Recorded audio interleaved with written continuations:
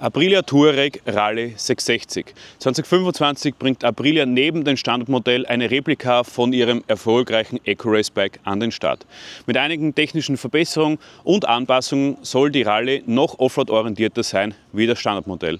Ich bin in Kroatien unterwegs, werde die legendäre Küstenstraße fahren und schottermäßig den ACD Kroatien unter die Räder nehmen. Mir ist wichtig, in den Tests herauszufinden, ob sich der Aufpreis für die Rallye auch wirklich lohnt.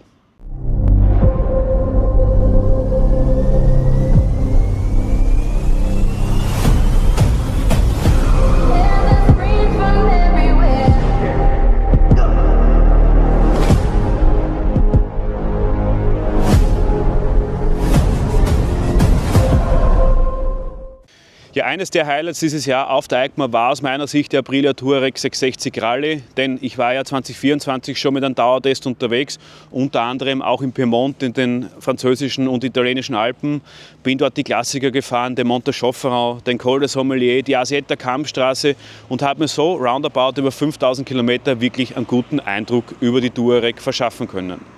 Daher freut es mich umso mehr, dass Aprilia für 2025 eine Replika an den Start bringt von ihrem wettbewerbsfähigen bzw. auch erfolgreichen Eco-Race-Bike und dass sie nicht nur ein anderes Dekorset oder eine andere Farbe bringen, sondern dass sie wirklich die Maschine dementsprechend für den noch spitzeren, noch härteren Offroad-Einsatz angepasst haben. Was das im Detail ist, möchte ich mir heute eben in diesem Video anschauen. Wir gehen jetzt als erstes mal grundlegend auf die technischen Daten von der Touareg ein, schauen sich dann an, was hat sich wirklich zum Standardmodell geändert und dann schildere ich euch meinen ersten Fahreindruck direkt aus der Heldenperspektive. Ja, auch beim Rallye-Modell setzt Aprilia auf ihren bewährten Zweizylinder. Der hat 660 Kubik, leistet 80 PS bei 9250 Umdrehungen und 70 Newtonmeter bei 6500 Umdrehungen. Das Bike kann man auch, wenn man will, auf A2 drosseln. Wenn wir weiter schauen auf die Bremse, da hat sich mehr oder weniger gegenüber dem Standardmodell nichts getan. Vorne haben wir Doppelscheibe mit 300 mm, 4-Kolben-Bremsanlage von Brembo. Hinten haben wir Einzelscheibe mit 260 mm verbaut. Auch beim Fahrwerk mehr oder weniger gleich geblieben, beziehungsweise die Dimensionen sind gleich geblieben. Vorne und hinten haben wir 240 mm Federweg.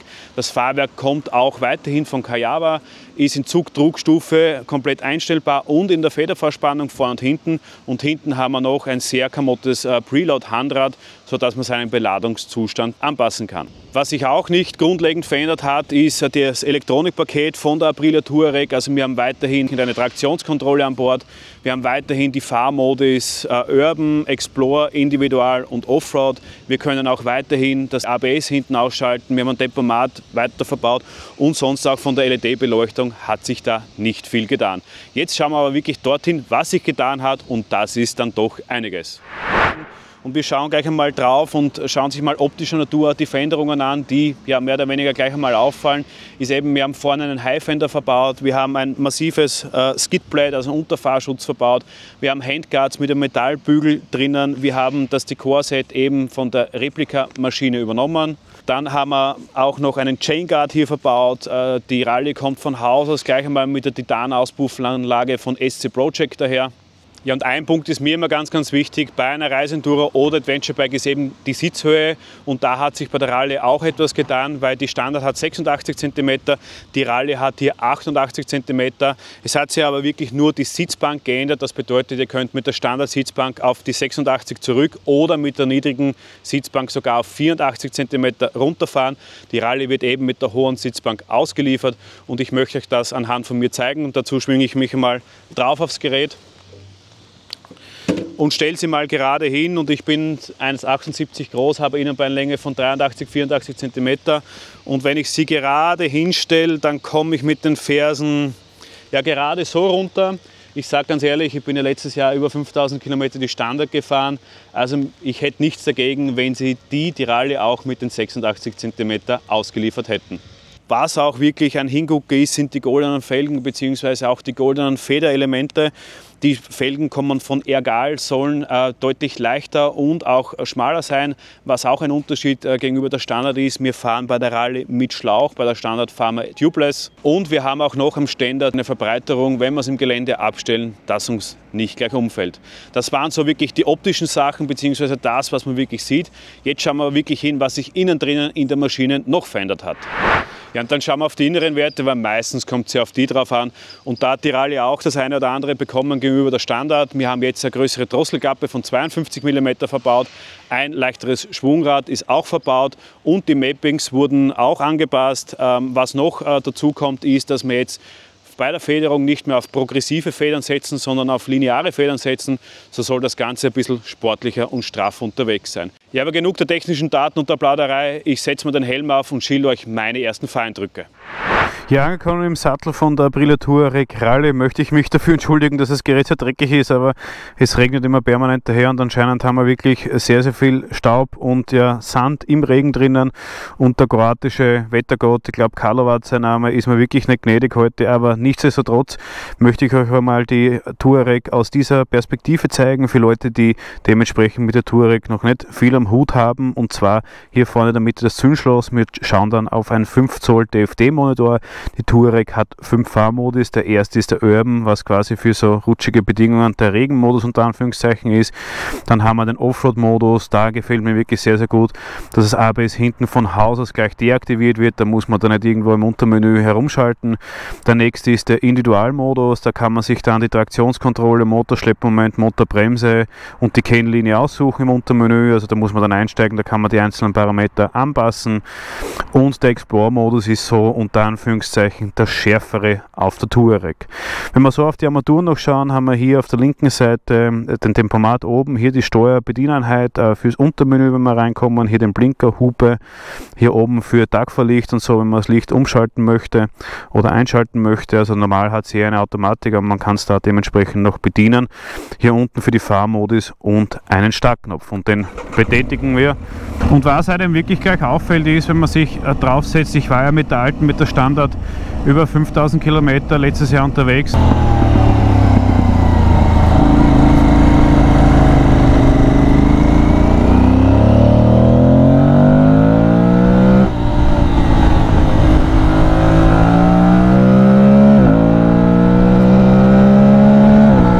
Und haben wir da wirklich einen guten Eindruck verschaffen können.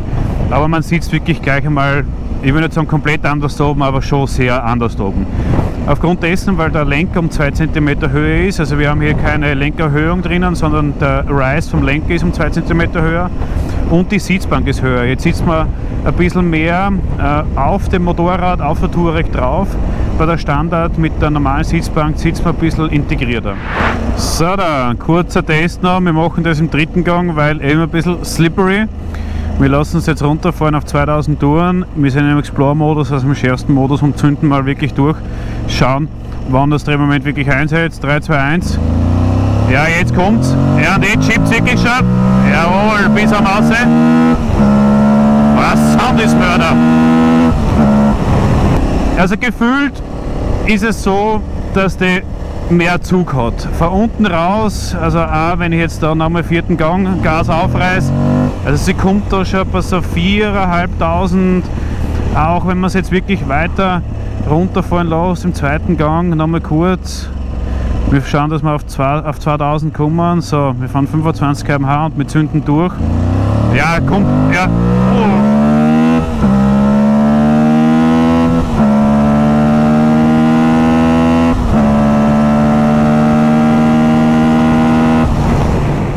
Ja, angekommen in der Offroad-Section ist der Wettergott Karlovac in Kroatien anscheinend jetzt wirklich gnädig zu mir. Also jetzt kommt die Sonne raus, der Regen und der Wind haben sich zum Glück ein bisschen verzogen und ich möchte euch da jetzt ein bisschen mitnehmen auf die erste Offroad-Passage. Wollte eigentlich auf den Malalan rauffahren, aber da ist starker Wind, da haben wir Böen von teilweise 90 km/h und ich kann euch nur sagen, also wenn ihr in der Gegend seid, schaut euch bitte immer vorher das Wetter an. Da oben kann es, wenn es so starke Winde hat, wirklich zum Teil gefährlich werden. Daher Ausweichstrecke Franersee, Rundkurs kann man sagen von 35 Kilometer, Süßwassersee, ganz, ganz selten in so Meeresnähe. Und da fahren wir jetzt eben eine Runde und da möchte ich euch jetzt zu einem gewissen Teil einmal mitnehmen. Wir starten mal los und möchte euch da auch quasi die Stehenposition zeigen, beziehungsweise so wie ich das empfinde mit meiner Körpergröße mit 1,78 m. Und es ist wirklich aufgrund dessen, dass der Lenker jetzt noch um 2 cm höher ist, wie bei der Standard, steht man noch aufrechter drauf, aber jetzt nicht irgendwie defensiv, sondern schon immer noch aktiv, also leicht mit dem Oberkörper nach vorne. Auch hier der Knieschluss wirklich perfekt, also die Aprilia ist in dem Bereich wirklich sehr, sehr schmal gebaut und da kann man es wirklich mit den Knien sauber einzwicken. Und ein Punkt, was ich bis jetzt noch nicht erwähnt habe, den habe ich mir mehr oder weniger jetzt eben für die Offroad-Passage aufgehoben, weil ich eben empfinde, dass das wirklich die Benchmark ist, beziehungsweise das Nonplusultra, was aktuell am Markt so gibt. Bei den zweizylindrigen Reisenduros, das ist eben das Thema Gewicht. Und da haben wir sage und schreibe 199 Kilo vollgetankt mit 18 Liter Sprit drinnen. So, das war so der erste Eindruck. Wir parken sich da ein, genießen mal wirklich auch das wunderschöne Wetter jetzt in Kroatien, da rund um den Franersee. Mache jetzt noch ein paar wunderschöne Aufnahmen und dann sehen wir uns zum Schlussfazit. Ja, angekommen im kleinen, aber feinen Urlaubsort Biograd ist es nun Zeit für mich, die heutigen Eindrücke ein bisschen zusammenzufassen. Bin roundabout 270 Kilometer On- und Offroad mit der Touareg Rallye unterwegs gewesen und konnte mir so, glaube ich, einen relativ guten Eindruck verschaffen. Ja, der kroatische Wettergott Karlovac haben wir dann doch noch gnädig und so habe ich roundabout 270 Kilometer wirklich runterspulen können. Wir waren jetzt noch in Skradin unterwegs und dann in der Schlucht hinten drin ist, wo auch die Krika Wasserfälle sind, also wirklich eine wunderschöne Gegend und sind dort die kleine Brücke Roski Slap durchgefahren. Also das ist wirklich sensationell, da fährt man mehr oder weniger durch den Nationalpark, durch die Wasserfälle durch. Wenn wir dann quasi das ein bisschen so unterteilen, On- und Offroad, dann möchte ich mit dem On-Road-Teil starten, beziehungsweise auch so die einzelnen Komponenten ein bisschen gleich durchgehen. Und wenn wir mit dem Motor starten, dann ist es so, dass sich der wirklich anders anfühlt. Ich weiß nicht, woran es genau liegt. Ist es das Mapping, ist es das Schwungrad, aber es fühlt sich wirklich anders an. Der Motor ist aus meiner Sicht von unten raus wirklich viel kerniger, viel kräftiger, packt auch weit unten schon richtig zu, was halt mit 660 Kubik und 80 PS so möglich ist. Bitte nicht verwechseln mit einer 1300er GS. Was wirklich sensationell ist, ist der Sound von dem Ding. Also wenn man jetzt da unten reinschaut, ist der Cut ist natürlich ein bisschen größer geworden. Wir haben hier Euro 5 Plus.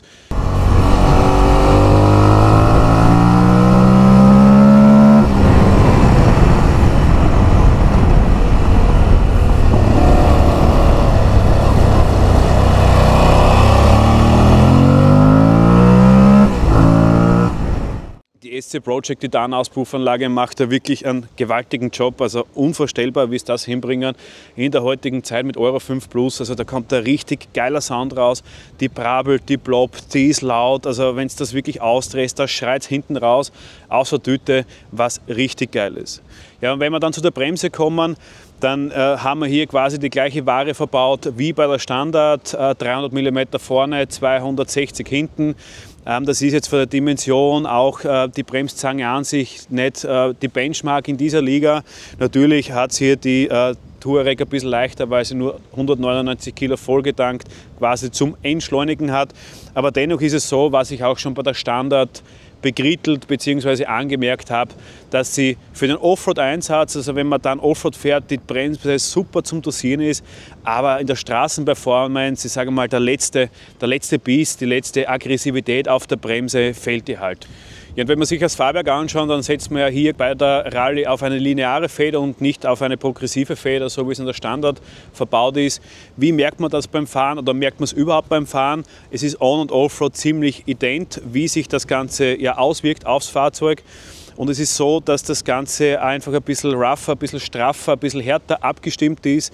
Interessant ist aber zu sagen, dass das erste Losbrechmoment von der Feder, also der erste Impact, relativ smooth ist, aber wirklich nur der erste kurze Schlag und dann merkt man aus meiner Sicht bzw. für mein Wohlbefinden, dass die Feder halt einfach zu stark ist. Das heißt, man müsste jetzt ein bisschen Druckstufe und so ein bisschen rausnehmen. Also ich sage mal, das komplett einstellbare Kayaba-Fahrwerk, das kann man sich sicher so richten, das für die persönliche Präferenz auch passt. Zum Vergleich zu der Standard ist eben halt die Abstimmung etwas härter gewählt, aber eben aufgrund dessen, dass man das komplette Fahrwerk anpassen kann, sollte das kein Problem darstellen.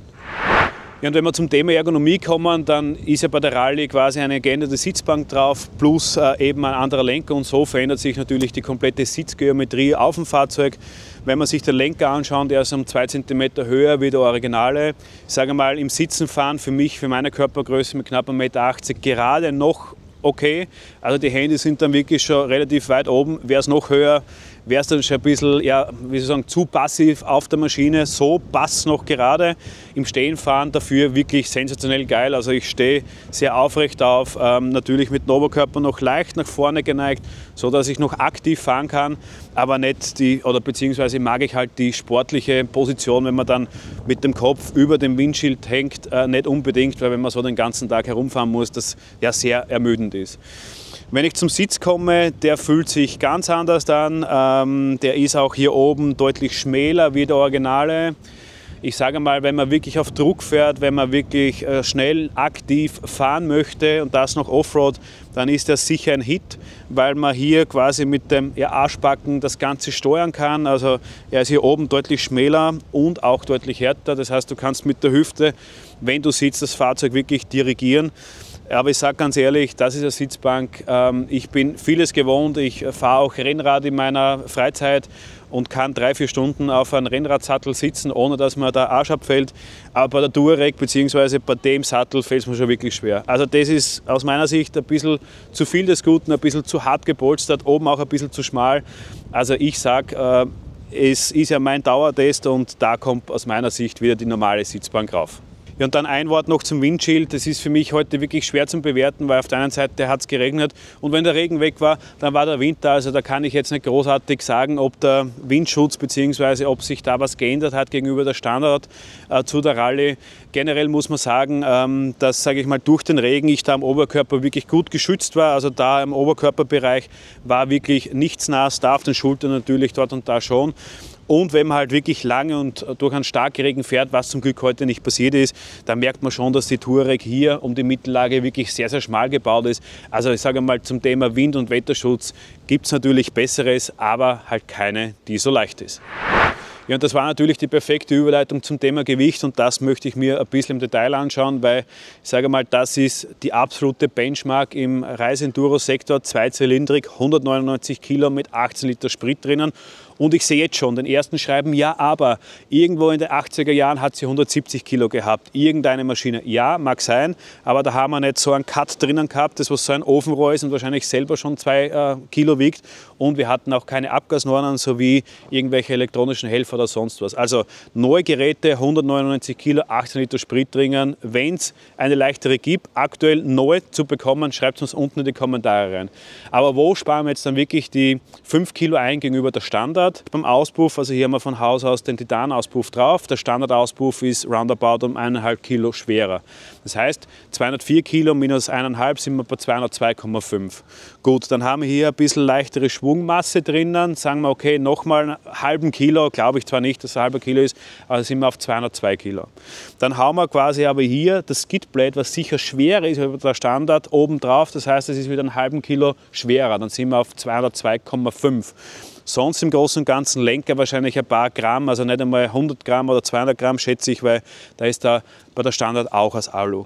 Das bedeutet für mich, dass da mehr oder weniger wirklich nur mal die Felgen überbleiben, wo viel Gewicht eingespart werden kann. Ich glaube zwar nicht, dass jetzt da 2 Kilo in den Felgen drinnen liegen. Ich weiß nicht genau, wenn es wer weiß, schreibt es uns auch unter in die Kommentare. Aber auf alle Fälle, glaube ich, ist da die große Gewichtsreduktion auf der einen Seite der Auspuff, Schwungmasse glaube ich gar nicht so und dann die Felgen. Und in Kombination 199 Kilo plus leichtere Schwungmasse plus leichtere Schwungmasse aus Felgen macht wirklich ein, ich würde nicht sagen, komplett anderes Fahrgefühl gegenüber der Standard, aber es ist wirklich, ich würde nicht sagen wie Tag und Nacht, aber es verändert sich doch viel im Fahrzeug.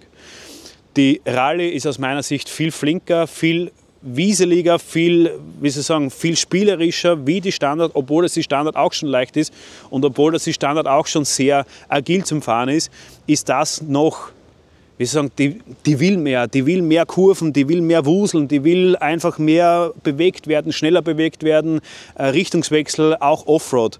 Du kannst das Ding mit den Knien da auf der Seite, also das ist auch gut in der Stehenposition, dass die Knie hier wirklich beim Sattel anliegen und nicht irgendwo hier beim Dekor oder am Lack anliegen. Du kannst das mit den Knien auf der Fußraste so dermaßen spielerisch unter dir bewegen. Ja, aber jetzt fragt man sich, okay, auf der einen Seite ist sie noch leichter, noch wieseliger, noch mehr, sage ich mal, Offroad-orientierter ausgelegt. Man will ja aber per Achse anreisen, beziehungsweise gibt es ja dann auch noch einen Reisekomfort oder einen Racekomfort auf dem Ding. Und ich kann euch beruhigen, ja, den gibt's. So wie sie aktuell oder so wie sie jetzt vor mir steht, so wie sie auch ausgeliefert wird, möchte ich ehrlich gesagt nicht unbedingt von Österreich nach Kroatien per Achse fahren, über 500 Kilometer oder keine Ahnung, 3 Stunden auf der Autobahn fahren. Was würde ich ändern? Auf der einen Seite würde ich dementsprechend das Fahrwerk eine Spur leichter stellen und ich sage mal wirklich die Sitzbank. Also ich habe es vorher schon erwähnt, ich bin da normal hart im Nehmen, also normalerweise kritisiere ich oder beanspruche ich keine Sitzbank, aber die ist wirklich hart und ich würde mir auf alle Fälle die Standard drauf geben. Auch aus dem Grund, die 88 cm Sitzhöhe sind mit meiner Körpergröße mit 1,80 m. Wenn du Offroad rangieren musst, wenn du Offroad umdrehen musst und du stehst irgendwie quer oder stehst schlecht, sind sie mir, ich will nicht sagen zu hoch, aber da passen mir die 86 cm von der Standard deutlich besser und ich weiß ja, ich war letztes Jahr dementsprechend dann im Piemont und auf den Klassikern Monte Sciaffaro, Sommelier und so unterwegs und da bin ich mit die 86 cm perfekt zurechtgekommen und da werde ich auf alle Fälle die Sitzbank tauschen. Ja, über ein Thema müssen wir reden, auch wenn wir nicht drüber reden wollen, aber irgendwann muss man mal reingreifen ins Gesparte und die Kohle hinknallen am Tresen, wenn man sich eben so ein Gerät in die Garage stellen will. Aktueller Preis Österreich 15.999 €, zum Vergleich die Standard kostet 13.490 €.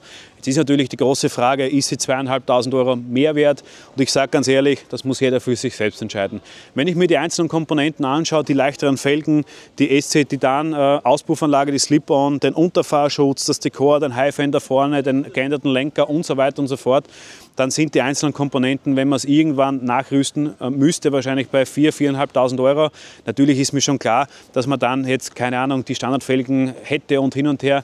Aber ich sage, die einzelnen Komponenten, da steckt schon wirklich ein Geld drinnen. Und ob man das dann haben will oder nicht, das muss wirklich jeder für sich selbst entscheiden. Ja, und zusammengefasst ist die Aprilia Touareg 660 Rallye wirklich die sportlich und performanceorientiertere Variante von den beiden.